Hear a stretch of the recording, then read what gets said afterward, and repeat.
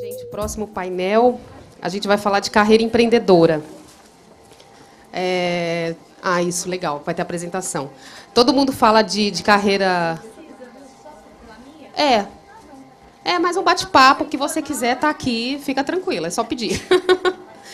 Então, todo mundo fala, a gente pensou nesse painel porque todo mundo fala de carreira executiva, tem quase que uma receita de bolo aí para você crescer no mundo executivo, mas como empreendedor ninguém sabe como fazer, né? Como é que você vai gerir seu tempo, como é que você vai planejar, fazer suas metas, pensar nos seus sonhos, porque empreendedorismo é muito mais só do que o trabalho, envolve dinheiro, envolve sonho também. Então, para fazer esse painel, a gente tem 3 feras aqui.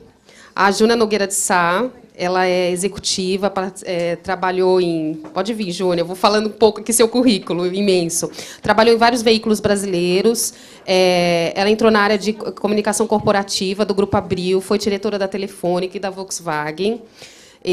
Trabalhou durante o mandato do José Serra e esteve à frente da comunicação da Fiesp, onde elaborou programas de comunicação da entidade do seu presidente. Atuou no Senai, SESI, enfim.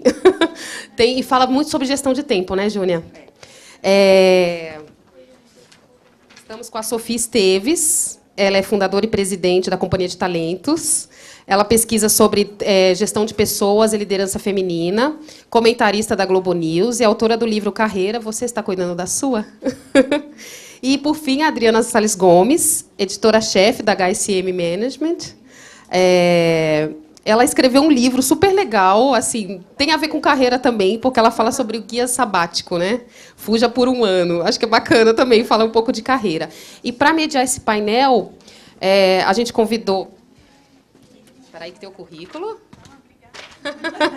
A Fernanda Nascimento Vanderlei, ela é executiva também de 20 anos. Como ela mesma disse, está namorando com empreendedorismo agora.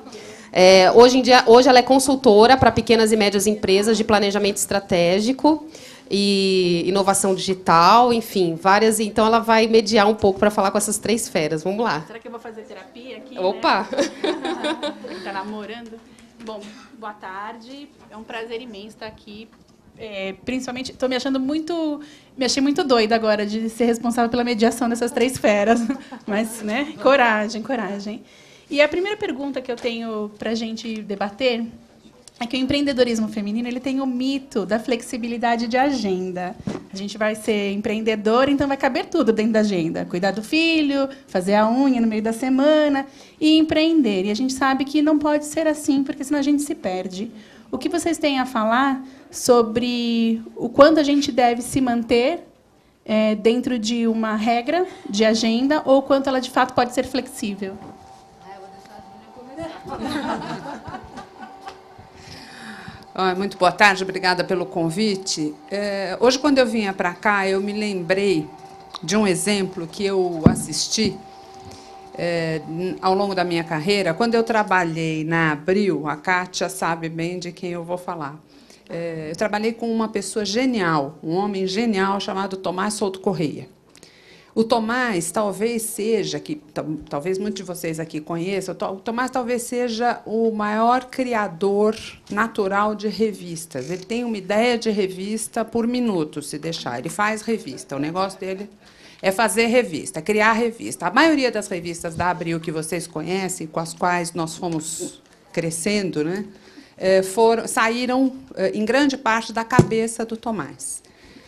Só que, num determinado ponto, o Tomás virou um homem de confiança da família Tivita, do Roberto Tivita, um grande ativo do Grupo Abril, e ele foi obrigado, por uma situação que acontece, às vezes, na vida da gente, a abraçar a carreira executiva. Ele, ao mesmo tempo em que ele era um grande criador, ele foi obrigado a abraçar um outro lado do negócio, que era o negócio em si, né? E virou vice-presidente do Grupo Abril e era um braço direito do negócio ali com o Roberto Tivita.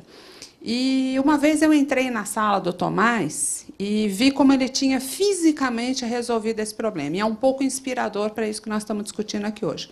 O Tomás tinha uma sala grande, a Kátia seguramente conheceu essa sala, com 2 mesas. Numa mesa, quando ele se sentava, ele era o Tomás Souto Correia, que criava revistas. Então, era uma mesa cheia de revistas, de coisas, de recortes de papel e de coisas nas quais ele se inspirava e criava. A outra mesa era do Tomás Souto Correia, vice-presidente executivo do Grupo Abril.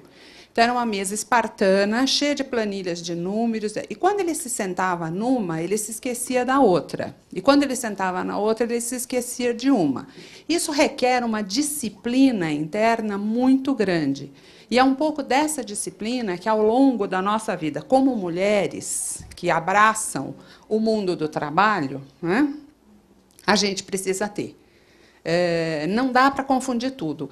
Nas empresas, a gente acaba tendo, pelas regras internas das empresas, essa coisa fica um pouco mais dividida. Eu conheço empresa que não deixa o empregado, a empregada, o funcionário usar Facebook, impede o uso do telefone celular, impede o uso do telefone para ligações pessoais, há um certo constrangimento coletivo de você atender o telefone da sua mãe, do seu filho, de ficar batendo papo com a amiga e tal. Então, é como se, quando você estivesse sentado na sua mesa, você fosse um profissional, e quando você levanta da sua mesa e vai para o cafezinho, vai para o almoço, você é outra pessoa, né?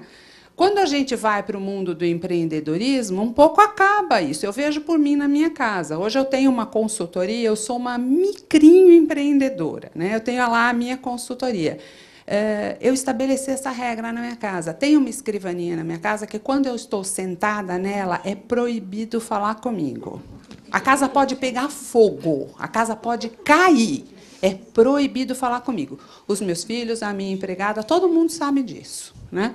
Então, é um pouco isso que eu acho que a gente tem que se educar para fazer. Eu estou me alongando, eu vou passar o microfone aqui, porque senão eu domino o tempo todo. Mas o grande aprendizado, assim, a gente foi para o empreendedorismo porque a gente não queria ter chefe, né? E a gente queria ter a possibilidade de fazer e de criar. Se a gente for para o empreendedorismo e se deixar contaminar, se deixar contagiar por esse caos, o caos vai ser o nosso chefe. E nós vamos perder grande parte do nosso tempo, que já é tão escasso, né, tão difícil ter tempo, nós vamos perder com ele. Que legal. Uma parte do que eu já falei, que eu ia falar, você já falou, então dá para complementar. Oi, garotas e rapazes, tudo bem? Boa tarde. Eu costumo dizer que, para mim, é uma honra fazer parte desse painel e desse bate-papo. E isso aqui, para mim, é uma sala de casa, né? Hoje, até quando eu fui me vestir para vir para cá, eu falei assim, eu vou de executiva? Não, eu vou de sábado, né? Numa sala de visita de grandes amigos e amigas. Então, numa sala de visita, a gente pode falar tudo, né? Bom, eu hoje tenho 52 anos de idade, sou psicóloga, sou casada, tenho 2 filhos, um de 18 e um de 12. E montei a minha primeira empresa com 26 anos de idade, 2 anos de experiência profissional só. Então, há 26 anos, né, exatamente metade da minha vida eu tenho empreendido e metade da minha vida acho que eu fui me preparando para isso.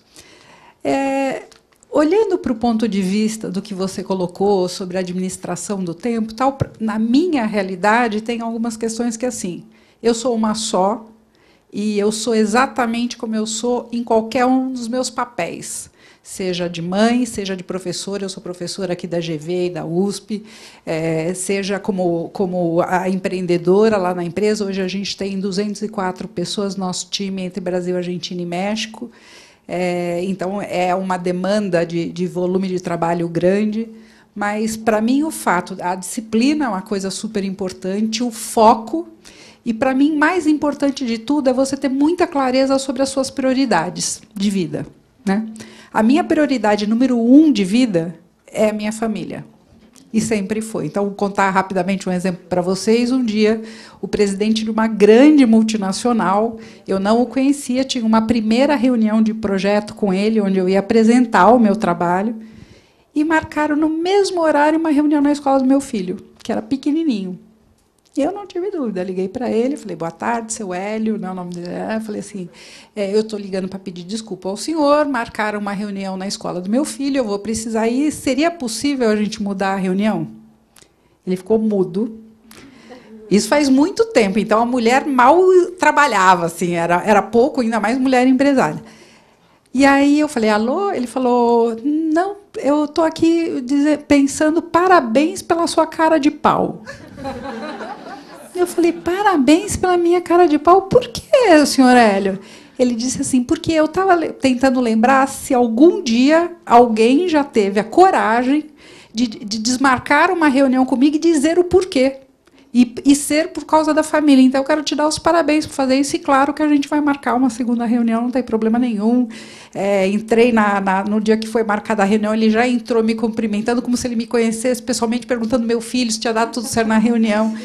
Então, essas coisas, eu acho que é aquilo que eu chamo de prioridade. Muitas vezes, a mulher ela não tem a coragem de se posicionar como alguém que tem as suas convicções, que tem clareza disso. Então, isso, para mim, é uma coisa muito importante. Então, como você falou, a minha agenda é uma agenda muito complicada. Tem gente aqui, né, Bruno, que me conhece, que sabe, mas, assim, eu tenho uma disciplina, eu levanto todos os dias às 6h30 da manhã, às 7 horas eu estou fazendo ginástica, de segunda a sexta eu faço ginástica das 7 às 8 da manhã, tomo banho às 9 em ponto, eu estou no escritório, e, assim, gente, eu não paro nem para fazer xixi.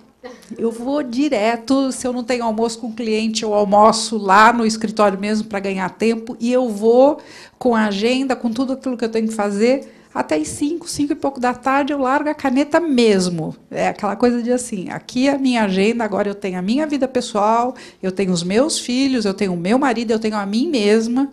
E aí, às vezes, assim, toda semana eu tenho um cabelo péssimo, toda semana eu vou no cabeleireiro. Se não tem uma negociação comigo, é o cabeleireiro.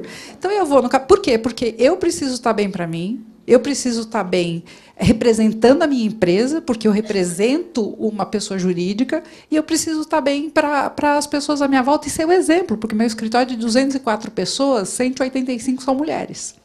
Né? São mais de 80 e poucos % de mulheres no escritório. Então, eu tenho que ser um exemplo. Né? Então, esse foco, essa prioridade e a clareza e a determinação, quando você, de fato, faz alguma coisa que você ama, gente, cabe tudo na agenda. Cabe tudo na agenda. Então, eu tenho tempo para atender os meus amigos quando estão... O meu tema, né, meu trabalho é carreira. Quem de vocês aqui nunca precisou de um colega para trocar um pouco sobre carreira? Vocês imaginam comigo o que acontece.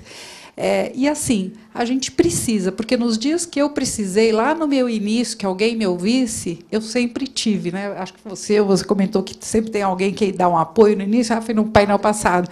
É verdade. Então, eu nunca virei as costas, eu nunca esqueci que um dia lá atrás, quando eu não era ninguém, quando eu era só Sofia Esteves, que ninguém conhecia, e que não tinha nada para ter o sucesso que eu acabei tendo, alguém me ajudou. Então, eu sempre tento retribuir ajudando outras pessoas que também precisam. Então, acho que é isso, e a vida é uma só, ela passa muito rápido, e ela tem que ser vivida. E os obstáculos, para mim, e eu tenho vários, eu digo assim, se ele apareceu, por que ele apareceu na minha vida? Que aprendizado eu tenho que ter com ele?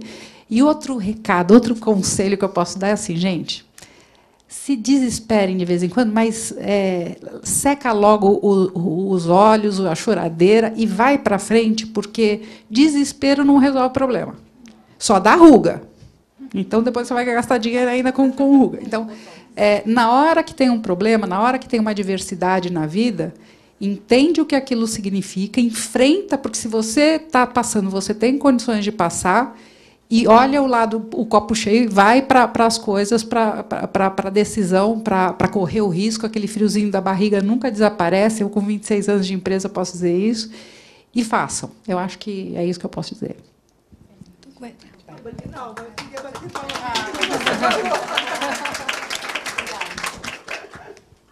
Bom, as duas são super organizadas, eu sou o contrário, viu, gente? Eu sou uma péssima administradora do tempo, mas eu estou melhorando. Só para contar rapidamente, eu tenho metade da minha carreira como funcionária, eu fui repórter, depois editora na Gazeta Mercantil, depois a revista Exame. Aí eu fiz um sabático, que a Alice comentou, porque teve um evento pessoal aí, que meu pai faleceu, e eu achei que estava tudo errado e fui viajar 1 ano, e foi uma coisa ótima, como formação, como conhecimento, como visão de mundo, tudo. Voltei, fui fazer campanha política rapidamente, e depois coincidiu que a Folha estava montando uma divisão de livros e encartes no jornal, essas coisas, chamada Publifolha. E eles precisavam de fornecedores. Aí eles que falaram, você não quer montar uma empresa? Eu falei, vou montar uma empresa. Aí começou o negócio, comecei a fazer guias de viagem e segui nessa minha área de negócios, né? Até chegar essa revista, que é a HSM Management, que eu não sei quem de vocês conhece, é uma revista bem especializada nessa área de gestão. Enfim, chegamos nisso e estou nessa há 17 anos já, fazendo outras coisas também, porque como empresa, como terceirizada, não como uma funcionária da HSM. Mas isso rapidamente para me apresentar, mas para dizer essa questão da organização, eu não sou organizada como elas, mas estou aprendendo, e estou aprendendo conversando muito com empresários, com empreendedores e tal. E uma das coisas, quando ela citou o Tomás Souto Correia, que eu conheci essa história, eu lembrei do Márcio Ucci, que é o presidente da Alpargatas, e ele se organizou colocando 4 agendas para ele. Ele tem 4 agendas separadas. Claro que ele deve ter 4 secretárias, cada uma cuida de uma agenda. Não é tão simples assim, mas, enfim. Ele tem as 4 agendas, cada uma com uma cor, e ele materializa nessas agendas quais são as prioridades de tempo dele. Ele faz uma coisa que eu não faria, a Sofia também não, acho que a Júnia também não, que é a agenda pessoal é 10% do tempo dele, que, para mim, não daria certo. Mas ele é homem, enfim, tem toda uma circunstância. Mas é interessante que ele coloca 40% do tempo dele para a construção do futuro. Construção do futuro do negócio e construção do futuro dele de carreira. Isso eu acho super interessante. Então, entra aí as conversas com os clientes que são prospectos, né, que são coisas para o futuro. Entra uma série de coisas nessa agenda. Aí tem, acho que também 40% para os funcionários. Aí eu acho que cada um tem que fazer a sua, né? Mas 40% para trabalhar com os funcionários, para trabalhar com o presente, e 10% para a burocracia, vamos dizer. Encontrar com os acionistas, dar satisfação ao mercado, aquelas coisas do dia a dia. Ele falou isso, né, informalmente, brincando. E isso corresponde, o que eu acho interessante disso é que isso corresponde um pouco ao que um especialista em gestão do tempo fala, que é o Stephen Covey, que ele tem aquela matriz de gestão do tempo, e ele fala para você colocar as coisas mais no quadrante do importante do que do urgente. Porque o nosso problema é que a gente vai sendo levado pelo urgente, as pessoas vão demandando e a gente vai indo, né? Vem vindo. Eu sou uma que gosto de atender todo mundo, não gosto de deixar ninguém esperando no e-mail, eu quero responder na hora, etc. E é isso que eu estou aprendendo, a não deixar o urgente me dominar, a dizer para as pessoas esperem, e elas esperam, e o mundo não acaba. Enfim, e tem a ver com isso. E isso tem a ver com a construção do futuro do Márcio Ucci. E aí eu vou puxar para um cara que fala de inovação. No outro painel se falou de inovação, eu acho uma coisa importante para todo mundo que quer ser um empreendedor diferenciado, né, um empreendedor de impacto, tem um cara de inovação, que é um indiano, chamado Vijay Govindarajan, o nome é complicado, e que ele fala o seguinte, que a gente deve dividir os projetos, e aí é dividir o tempo e dividir os recursos, junto com a divisão dos projetos, em 3 caixinhas. Então, uma caixinha corresponde... Aí ele faz um paralelo disso com o Trimurti, que é a Santa Trindade lá do hinduísmo, né? Uma caixinha é do Deus Vishnu, que é para você cuidar do presente, gerenciar o presente, manter o presente.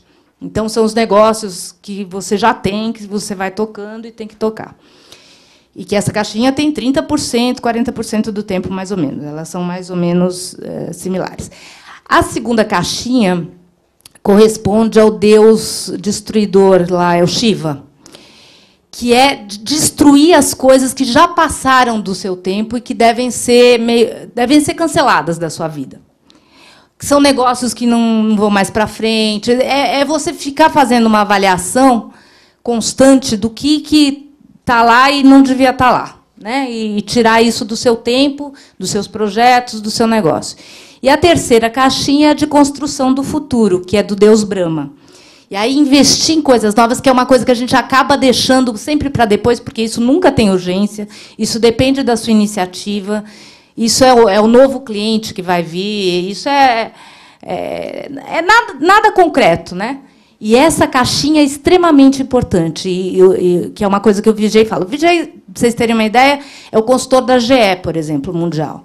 Ele é o cara que é ouvido hoje por todo mundo, né, nessa área de inovação, e o que ele fala de uma maneira simplificada é isso. E eu acho que a coisa da gestão do tempo vai por aí. E só completando o que a Sofia falou sobre as adversidades, né, que eu acho que é uma coisa legal que eu queria comentar. O Silvio Meira, que também é um cara de inovação aqui do Brasil, uma grande cabeça de inovação, ele fala uma coisa, e é um grande empreendedor e investidor também, ele fala uma coisa que eu acho bárbara. Ele fala assim, vai dar errado. Se vai dar errado, então se diverte. Aí pode ser que dê certo, entendeu? Porque se você se divertir no meio do caminho, pode ser que dê certo. Então, pensa assim, isso dá uma leveza. Eu acho que as mulheres têm muito essa preocupação, essa responsabilidade. Desculpem os homens que estão aqui, mas não sei se, talvez as mulheres tenham um pouquinho mais de neura até, né? Não é, nem estou dizendo que é uma coisa saudável, mas a gente é fica mais nervosa com isso. E eu acho que essa vai dar errado. Então, vamos nos divertir no meio do caminho. Entendeu? É bom isso. Excelente, excelente. Bom, e falando dessa coisa, né, de vai dar certo, vai dar errado, eu fiquei pensando aqui comigo, porque é engraçado que quando a gente decide empreender, normalmente a gente tem algum sonho. A gente passa a vida sonhando que, bom, um dia eu quero me libertar, se você é do mundo corporativo ou se você estuda, mas eu quero me libertar, eu quero ser dona de mim mesmo, eu quero ser dona do meu tempo, e você sonha com isso. Uma das dúvidas que eu acho que a gente tem como empreendedor é assim, olha, o quanto eu posso ser boa no meu sonho, realizando o meu sonho, ou o quanto eu posso ser melhor em algum negócio que não é exatamente o meu sonho, mas que eu tenho mais aptidão, habilidade, enfim. Qual é o equilíbrio disso? Como vocês que são empreendedores de sucesso, vocês veem essa questão de o quanto o meu sonho pode ser, né, pode dar certo, ou será que eu deveria primeiro apostar no quanto eu posso ser boa? Uhum. Acho que a primeira coisa que eu tenho que comentar é que meu sonho de vida era outro, né? Nunca foi ser empresária, nunca foi ser dona de empresa e muito mais do tamanho que ela hoje significa. O meu sonho, com 4 anos de idade, eu decidi que eu ia ter um orfanato, porque eu via muitas crianças abandonadas e maltratadas pela família. Uma vez eu pulei o muro no meio do arame farpado para ir bater numa mãe que estava espancando um filho, com 4 anos de idade. E aí eu foquei toda a minha carreira, eu fui fazer psicologia para lidar com criança, para aprender a educação e a formação de crianças, para depois, no futuro, ter o orfanato. Bom, resultado, algumas coisas na minha vida mudaram no meio do caminho, eu me formei em psicologia e comecei a procurar emprego, né? E caí na área de consultoria de recursos humanos, que eu nem sabia que existia, né? Aliás, vou contar para vocês como eu arrumei meu primeiro emprego. Eu olhei o Estadão, vi um anúncio, liguei lá na segunda-feira e falei assim, bom dia, eu tenho 23 anos, um alto potencial a ser desenvolvido, vocês não querem me dar uma chance? E aí riram na minha cara, mas me chamaram para uma entrevista e foi lá que eu comecei.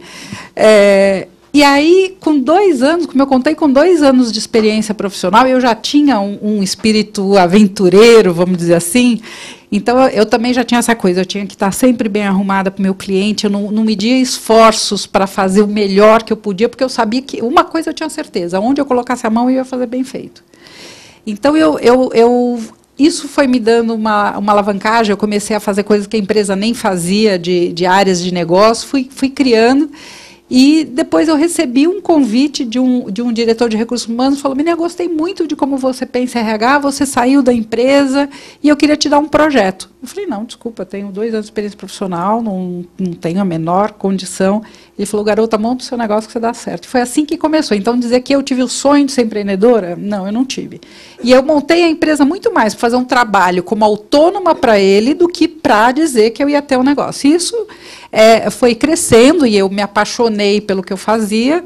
E acho que a paixão e quando você trabalha firme, trabalha com qualidade, as coisas acontecem. Né? Eu não conheço ninguém que não tenha juntado ali qualidade, paixão e determinação que não tenha tido sucesso. E essas coisas todas aconteceram e eu falava, gente, mas e meu sonho do orfanato, né? Eu falei, agora eu entendi, para ter o orfanato eu vou precisar ter grana, então deixa eu ganhar grana para o orfanato. E tinha tomado uma decisão que aos 50 anos eu montaria o orfanato. Aos 48 eu quis comprar um terreno para começar a construir uma casa dentro do conceito que eu tinha do orfanato, e a advogada falou assim para mim, acho que você tem que conhecer alguém.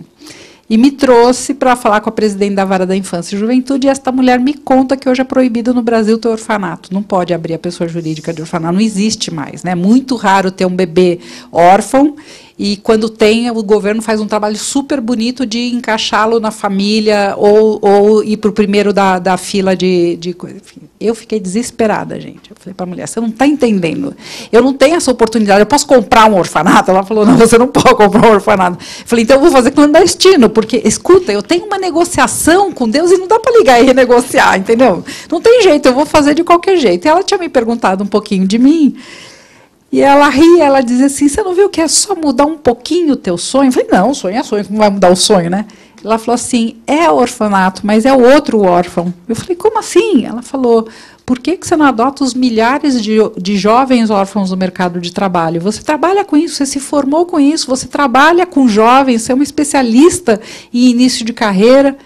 E aí caíram todas as fichas de uma vez só, e eu disse, putz, agora eu entendi, porque eu fui cair em RH, né, lembrando o Steve Jobs que falava, quando você olha para frente, você não sabe onde você vai, mas quando você olha para trás, é quase um ligue-pontos, e aí eu entendi por que eu caí em consultoria, eu entendi porque agora, de fato, a realização já está montada, o Instituto Ser Mais, para trabalhar com jovens. Então, a coisa do sonho, ele se transforma também ao decorrer da vida. E eu acho que a grande sacada, a grande questão é você deixar falar aqui dentro e ir aproveitando as oportunidades que a vida dá, porque você nunca sabe porque elas apareceram na sua vida.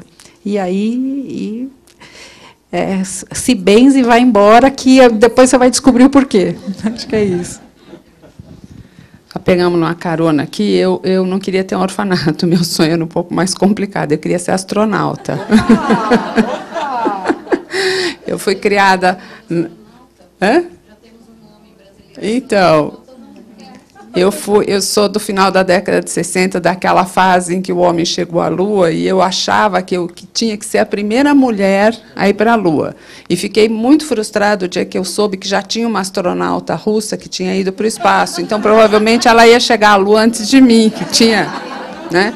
Que era um toquinho de gente, aí eu desisti de ser astronauta. Mas, voltando ao Ligue Pontos, né, é muito fácil perceber na minha trajetória que eu sempre tive a vontade de fazer coisas que não tinham sido feitas. Né? Eu queria ser a primeira, eu queria ir lá, desbravar, enfiar a cara. Eu frequentei muitos ambientes hostis, masculinos, eu participei de reuniões em que tinha 30, 40, 50 homens, e eu... ouvindo aquelas piadinhas machistas bacanas, né? A reunião terminando, eles combinando de ir para aqueles lugares bacanas, né? Executivos estrangeiros visitando a empresa no Brasil, e eu com aquela cara, nunca deixei passar, nunca fiz a cara de paisagem, não. Sempre falei, pô, vocês não têm, vocês têm uma cara de pau, né? Você é casado, eu conheço sua filha, vocês são um horror, né? Eu nunca deixei barato, mas e voltando na coisa do sonho, eu sempre gostei dessa coisa de estar lá desbravando, né? Eu talvez um tempo pudesse ter sido Indiana Jones, uma coisa meio assim. Eu gosto disso, de enfiar a cara, de pegar coisa complicada. Agora, isso é o que eu gosto. Eu tinha uma avó que era uma das pessoas mais realizadas que eu conheci, absolutamente realizada, criou 10 filhos. Tinha umas 700 receitas de cabeça, porque ela não foi à escola, ela não frequentou a escola. Ela aprendeu a ler depois de adulta, e ela lia o básico do básico, mas não escrevia. Então, ela conseguia ler o jornal, mas ela não conseguia escrever. Então, ela guardava as receitas de cabeça. Criou 10 filhos, fazia as melhores esfirras, os melhores quibes, as melhores muitas coisas que eu já comi, e ela era realizada. Então, a realização, para cada pessoa, é completamente diferente. Existem mulheres que se realizam abrindo um salão de cabeleireiro num bairro da periferia, e aquilo, para ela, é uma grande conquista. Outras se realizam casando, tendo filho, cuidando do filho, sendo dona de casa, em 2014. Né? Então, o que vale para uma não é a mesma coisa que vale para outra. O que vale para mim não vale para nenhuma de vocês. O que a gente pode aqui é conversar, trocar ideias, se inspirar, formar a rede de que a Maria Rita falava, se ajudar, se apoiar, discutir as questões das mulheres. Agora, o meu sonho é meu, é só meu. E como eu vou realizá-lo, é um problema meu. O que a gente não pode é deixar ele para trás, né? Deixar ele abandonadinho ali. E ser bom naquilo que faz. A minha avó fazia a melhor esfirra que eu já comi na vida. A danada morreu e não deixou a receita. Porque quando a gente falava, avó, dá a receita para a gente, ela falava, anota aí. Farinha, sal. Quanto de farinha, avó? Ah, quanto precisa. O prazer dela era ter na cabeça dela uma coisa que era só dela e que a gente admirava, porque quando ela, aos 90 anos de idade, preparava aquelas coisas, minha avó fazia strudel, de uma bolinha assim de massa, ela abria um disco fininho, fininho como papel e depois recheava, e ninguém sabe fazer como ela. Aquilo era a graça dela, era o sonho dela, era a maneira dela contribuir para o mundo. Né? A minha é uma, a sua é outra, a sua é outra. É só a gente não abandonar ela e ser bom no que faz. A minha esfirra tem que ser a melhor do mundo. Né? O meu strudel tem que ser o melhor do mundo. É isso.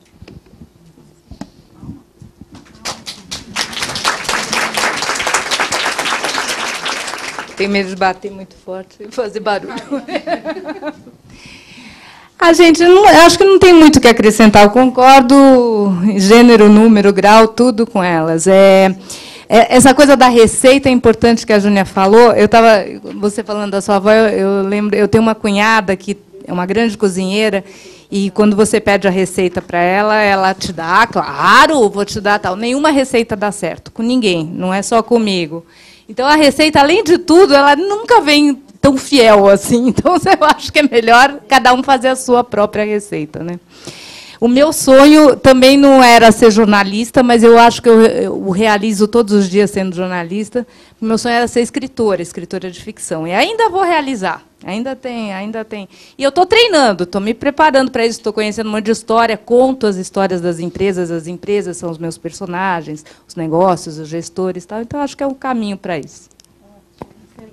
A gente tem tempo? Pode abrir para pergunta.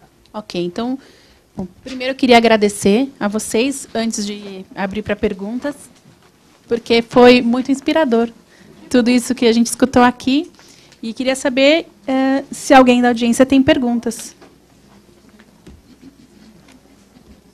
Nenhuma curiosidade, gente. Da minha? Grupo DMRH, que é a parte de seleção de executivos de DMRH, D de dado, M de Maria, RH. E a companhia de talentos é a parte de jovens que faz o processo de seleção e desenvolvimento de estagiários, trainees. Não, essa é a empresa, o orfanato, o instituto chama Instituto Ser Mais, porque a gente vai trabalhar autoconhecimento, autoestima e a descoberta do talento de jovens de 16 a 20, 24 anos, de baixa renda, que no final do dia ele tem que dizer para a gente aonde ele quer ser mais na vida dele. E essa também é uma resposta muito individual para cada um, e a gente quer levar autoconhecimento e que ele acredite que ele pode chegar onde ele quiser. Né? Eu fui uma criança absolutamente pobre, filha de imigrantes, e não falava inglês, não tinha melhor formação acadêmica, não tinha nada que o mercado dizia que era o que precisava para chegar lá. Então, eu acho que é uma forma de passar para eles que só depende de cada um. Então, chama Instituto Ser Mais. Você está fazendo inovação social. Inovação social aqui, ó. É a Sei nossa lá, causa. está começando agora. A gente está terminando de modular a metodologia e o site, o nome já tem, é institutosermais.org.br, mas ele ainda não tá preparado. Que bom, obrigada. Mais bacana do que um orfanato. No fundo, é assim, é como a minha grande angústia eu já fui assaltada, e acho que a maior parte de vocês, algumas vezes, e eu sempre digo assim, se a gente eu não vou salvar o planeta, com certeza, né, mas se cada um fizer um pouquinho, e a gente conseguir fazer com que o jovem acredite que ele tem outros caminhos no seu tráfego, a violência e tudo mais, a gente está salvando talvez a vida de um pai, de uma mãe, e a vida dessa pessoa que melhorou, que progrediu. E se cada um for um agente multiplicador, a gente vai longe. Então, de fato, talvez eu não tivesse mais competência para lidar com as criancinhas, embora eu acho que criei bem meus 2 filhos, mas o que Deus tinha preparado para mim era outra coisa. E eu tenho uma fé, não importa que Deus eu tenho uma fé que existe alguma coisa superior que move a gente para o bem. E aí é só você deixar que as coisas vão acontecendo. Está na Cabala, né? Na Cabala diz: se você salvar um homem, você salva o mundo. Olha só, que legal. Não sabia, que legal.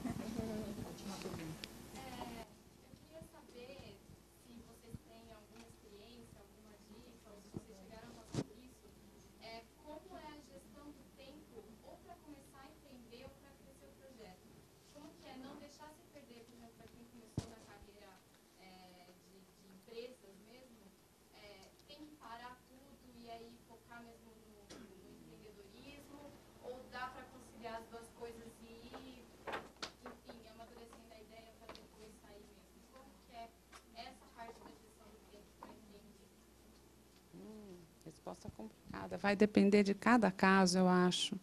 Eu acho que a gestão do tempo, eu estou convencida.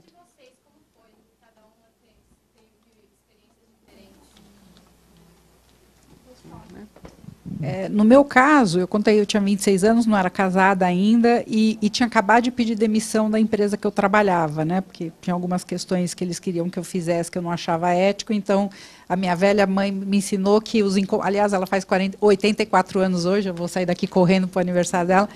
Ela me ensinou que os incomodados que se mudem, né? E como eu estava na empresa do outro, incomodada era eu, fui embora. E aí surgiu a oportunidade que eu contei, então eu não fiz nada em paralelo, né? Eu dediquei meu tempo todo, e naquele momento, como eu não tinha filhos ainda e tudo mais, era dedicar entre a mim mesma e ao negócio. Mas o que eu vejo, fazendo aí 27 anos de coaching, de orientação de carreira de executivos, de presidentes e de empreendedores, eu sou mentora da Endeavor, então eu acompanho desde o início vários empreendedores. E isso, como ela falou, é muito particular, mas é assim, se você tem o teu projeto, é um projeto que você consegue fazer sozinha e que ele rapidamente vai te dar um retorno financeiro para aquilo que você precisa para a sua sobrevivência, você talvez possa parar o seu trabalho e já começar a se dedicar a isso. Se não, vá fatiando, vá criando uma agenda do que as prioridades que você precisa fazer para colocar o teu projeto, o teu negócio no ar, com que ajuda você pode precisar. Então, por exemplo, vou dar agora até um exemplo do Instituto Ser Mais, que não deixa de ser um novo empreendimento. Eu tenho uma carreira, né, que eu me dedico muito. O que eu fui fazendo? Eu fui separando tempo para poder escrever o projeto, para me reunir com pessoas que têm projetos similares e tudo mais, e aprendendo e modelando isso, enquanto eu não tinha tempo de me dedicar mais a ele. Agora eu já separei mais tempo para ele e já profissionalizei mais o escritório para outras pessoas trocarem o escritório. Então, é isso que eu vou fazendo, mas depende muito, de fato, do quanto você pode fazer. A caixinha da construção do futuro do Govindarajan, isso que você colocou na caixinha. Eu vou citar um outro guru aí, que é o Jim Collins, que é um sujeito que faz extensas pesquisas nos Estados Unidos sobre por que as empresas duram ou por que não duram, por que empresas similares, uma tem um lucro muito maior do que a outra, é muito mais grandiosa do que a outra, tal. E o Jim Collins, ele toma partido, na verdade, ele não fala que depende. E eu não sempre concordo com ele, mas vou colocar aqui. Ele usa a metáfora, que é uma metáfora grega, uma coisa que vem da filosofia grega, não vou saber dizer de que filósofo agora, que é do porco-espinho e da raposa.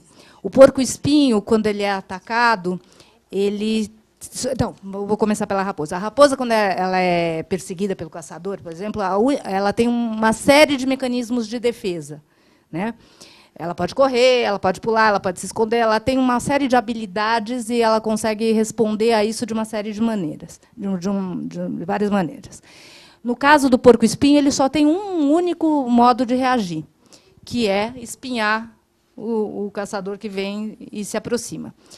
E, segundo essa filosofia grega, o porco-espinho acaba se dando melhor que a raposa. A raposa, invariavelmente, acaba sendo pega e o porco-espinho já não é tão, né, tão facilmente pegável, vamos dizer assim, né, capturável. E o Jim Collins diz que no mundo de negócios, se você focar uma coisa com total intensidade, o que você tem é que escolher exatamente que coisa é essa, é uma coisa na qual ela é uma intersecção de 3 fatores para você escolhê-la. Da qual você goste muito, você tenha paixão por aquilo, na qual você seja realmente boa, tenha um talento diferenciado em relação àquilo, e na qual o mercado pague por aquilo, né? Tem que ser valorizado no mercado. Se você escolher essa coisa, você tem que focar 100% nela.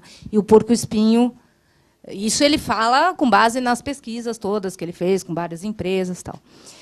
Mas tem também uma linha que eu até para provocar vou colocar aqui, que é o seguinte: as pessoas naturalmente ou são porco-espinho ou são raposa. É o jeito das pessoas serem.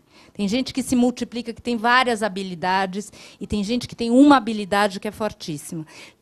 Tem um filme do Woody Allen, um filme antigão, chamado Maridos e Esposas, que tem uma brincadeira com isso. Tem uma mulher lá que ela fica dividindo os amigos entre porcos espinhos e raposas, e ela não consegue. Esse é um porco-espinho, esse é raposa.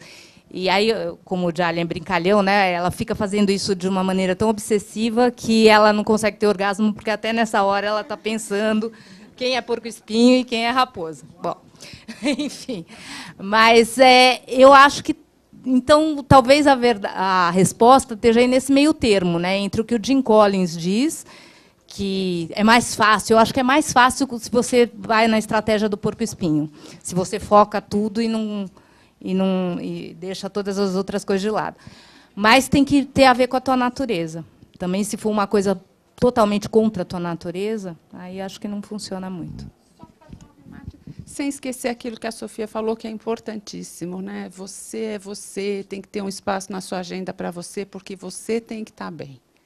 Isso é que é o mais importante. Não adianta querer se enfiar em 75 mil funções da raposa ou numa função obsessiva do porco-espinho e esquecer, por exemplo, que você tem namorado, filho, amigo, irmão, pai, marido. Precisa dormir. Vida pessoal, dormir, passear, andar no parque, pensar nada, né? Não tem um momento que precisa pensar nada para limpar a cabeça. É só não esquecer disso, porque senão não adianta nem o porco-espinho, nem a raposa, nem nada. Você vai ficar louca. Eu vou só falar uma coisa. Você já é casada? Não. Não, ela não é casada, então ela ainda não é mãe, mas vou te dar mais um conselhinho. Escolhe bem o companheiro, porque faz toda a diferença. Né? Você não sonha sozinho. Esse conselho é valioso, hein, Sofia? Esse aí. É assim, não adianta você ter alguém do teu lado. Não adianta ter alguém que não te apoie, que não te admire e que não te incentive a fazer as coisas que você quer. E se cerque de pessoas no teu time que tenham o mesmo sonho que você e tenham a mesma alma que você. Mão de obra é simples treinar. Alma você não encontra em todo lugar igual a sua. Então, ter pessoas que acreditem na mesma coisa que você, de qualquer um dos negócios, é fundamental. Hoje eu só posso fazer todo o resto porque eu tenho um monte de gente brilhante lá que está sonhando o mesmo sonho e lutando pela mesma causa que eu. E isso é uma outra coisa realmente importante, né? Fazer as coisas junto, não fazer sozinho. Né? É tão mais gostoso, inclusive, para essa coisa de se divertir, né? Vai dar errado, mas vamos nos divertir. Tem que ser junto. Né? Tem uma pergunta ali?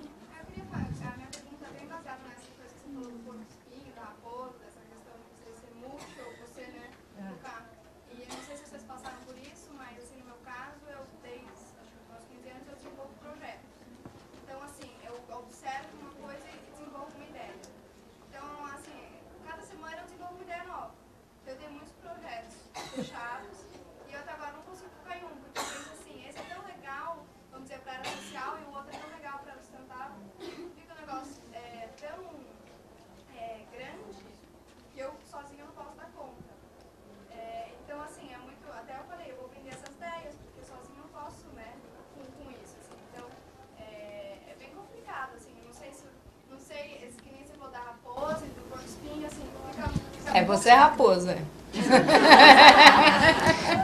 O que eu posso te dizer assim, hoje, ao total, são 4 divisões de negócio, são 4 empresas diferentes que a gente tem no Grupo DM, por isso que chama até grupo. Então, foram 4 projetos diferentes que o que eu fui fazendo eu tinha o primeiro, eu dava o start nele, fazia e buscava gente que pudesse tocar aquele negócio, e aí aparecia naturalmente um outro negócio que eu me encantava, eu ia, fazia, botava a gente lá, e foi isso que foi, para mim, uma questão muito positiva. Eu dava o gás inicial dentro das crenças, daquilo que eu acreditava, e trazia gente para ir tocando cada um dos negócios. Quantos anos você tem? 24. Eu tenho um filho de 26 e eu costumo dizer para ele é assim também.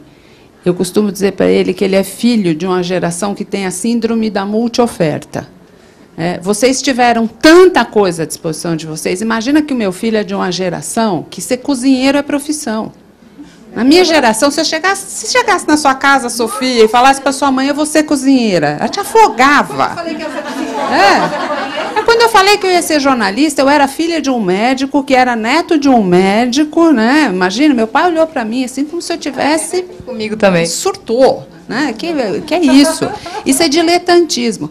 Então, vocês são de uma geração que tem oferta demais, assim. Eu brinco com essa expressão, a síndrome da multioferta, é tanta possibilidade que vocês não conseguem escolher. Eu vou te falar o que eu falo para o meu filho quase todos os dias, que tem a mesma coisa, brilhante, tem um monte de ideia.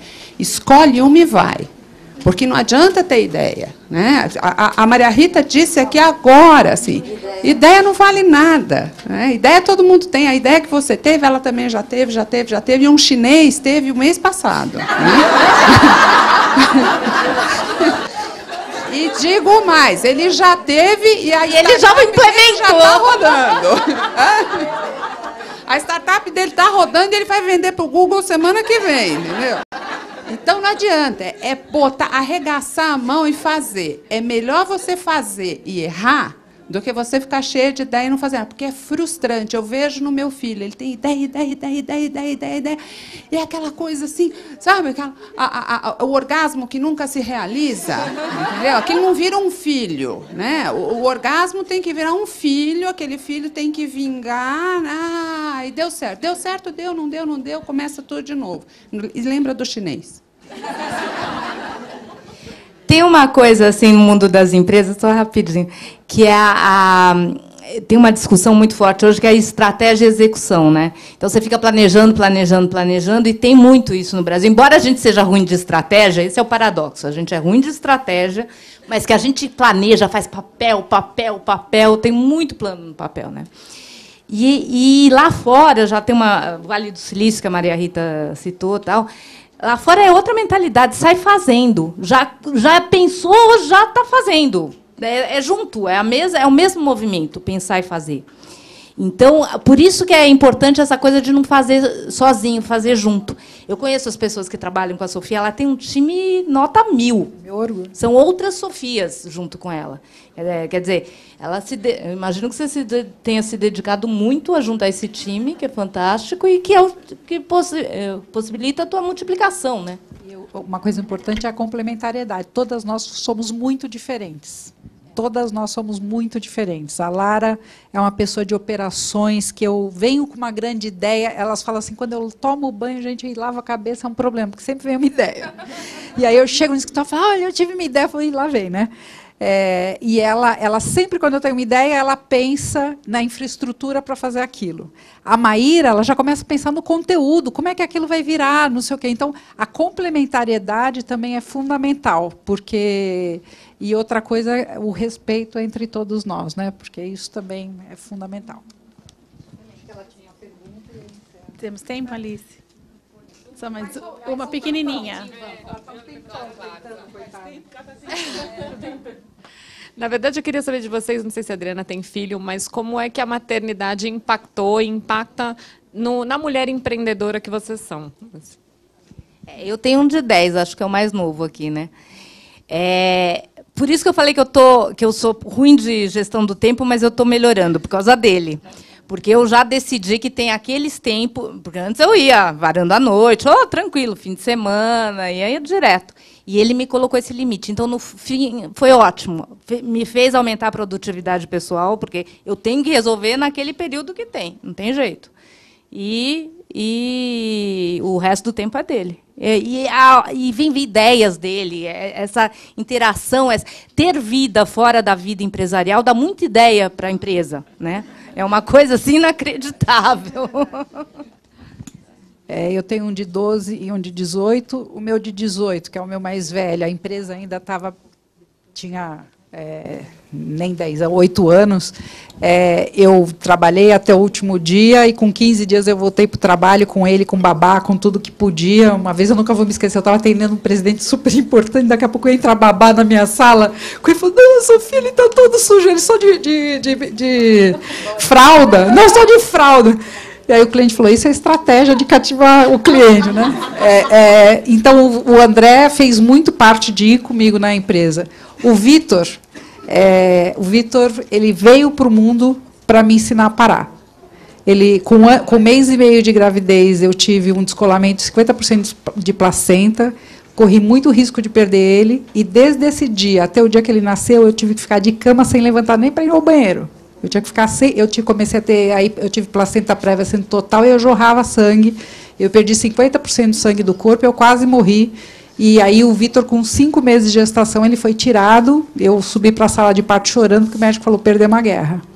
E aí o Vitor nasceu, sobreviveu, fiquei 3 meses na UTI com ele, sem saber se ele ia sair ou não. E aí depois ainda fiquei 3 meses com ele em casa. Então eu fiquei mais de 9 meses sem pisar na empresa.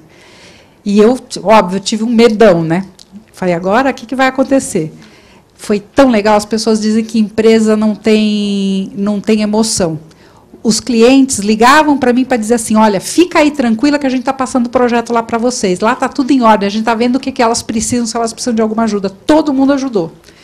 E aí, quando eu voltei, que eu entrei, me deu uma emoção, gente, porque é uma coisa que eu tinha muito medo, de um dia morrer e a empresa não sobreviver.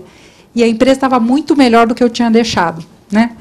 E as sócias evitavam me levar problema. E depois, quando eu cheguei, eu falei, né? Como é que foi o dia a dia? Tá? Elas falaram assim, era assim, ó, quando tinha um problema, a gente sentava e dizia assim, o que a Sofia falaria para a gente nesse momento?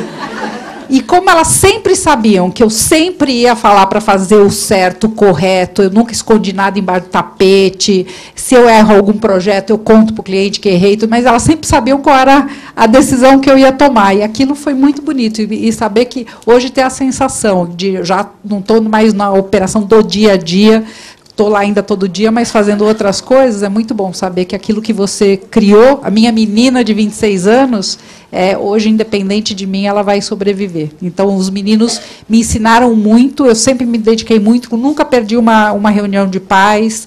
Um dia eu fui para Londres, fiquei 2 dias e meio, voltei correndo, porque era o aniversário dele de 3 anos de idade, eu não queria saber, nem conhecia Londres, não conheci, vim embora para estar com ele. Então, de novo, é a questão da prioridade, mas eu aprendo todos os dias com eles, todos os dias.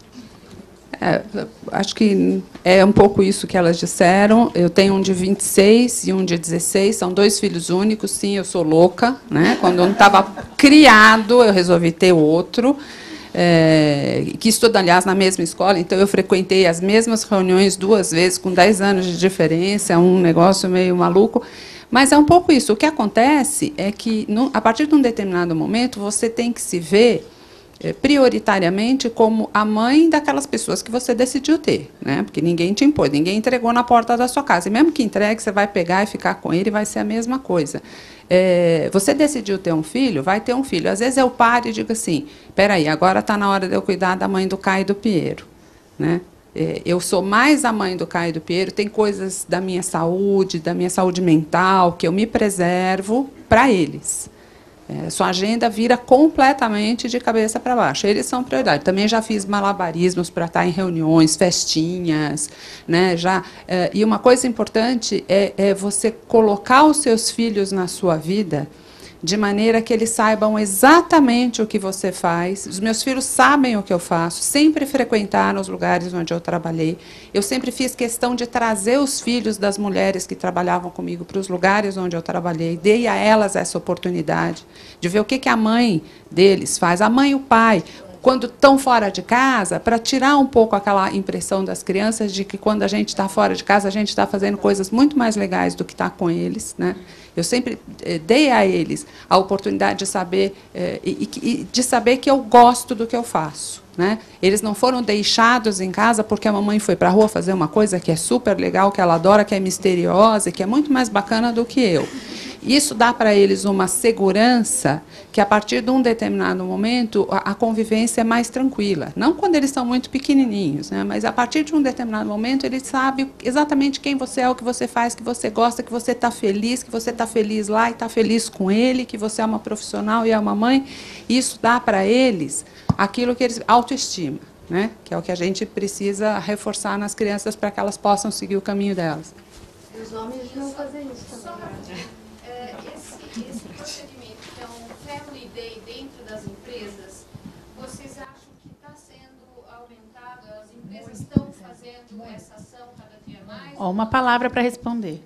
Eu acho que sim, e graças ao fato de que executivas mulheres empurram isso, sabe? Executivas mulheres, nós temos que dar o exemplo, né? Se eu não fizer, se eu no papel de chefa não permitir que a minha subordinada faça isso e fizer isso, porque como chefe eu podia fazer com meu filho, eu era chefe mesmo, eu podia botar meu filho dentro do escritório, era o que eu quisesse.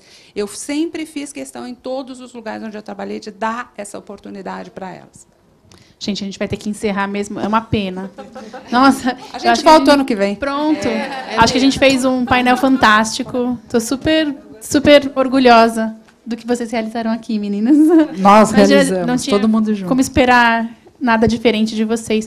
Muito obrigada pela doação do tempo de vocês, para todas nós aqui que viemos aprender com vocês. E, bom, enfim, gente, muito obrigada a vocês também por estarem aqui na audiência.